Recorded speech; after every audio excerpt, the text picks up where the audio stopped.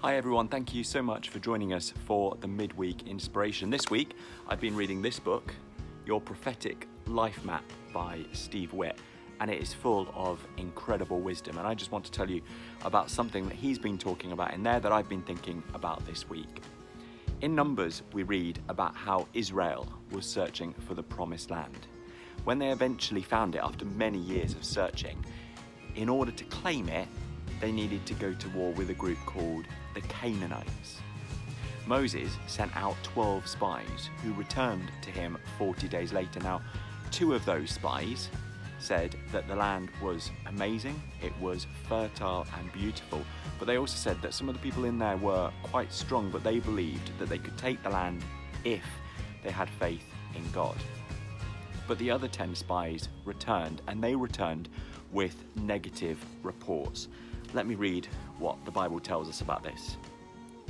The men who had gone said, "We can't attack those people. They're too strong for us." So they began to spread lies among the Israelites about the land that they'd explored. They said, "The land we explored is one that devours those who live there. All the people we saw there are very tall. We felt as small as grasshoppers. That's how we must have looked to them." Those negative reports shifted the perspective of a whole generation. And that's had me asking the question this week, how do you tell your story?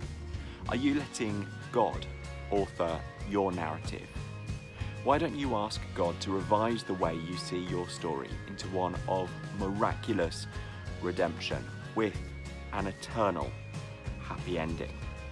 It's such a useful piece of advice. And let me just read a sentence from this book that sums it up so well. No matter where you are in your life, no matter how old or young, how rich or poor, how lonely or overwhelmed, your story is not over. It's never too late to start a new chapter or experience the most wonderful, unexpected plot twist.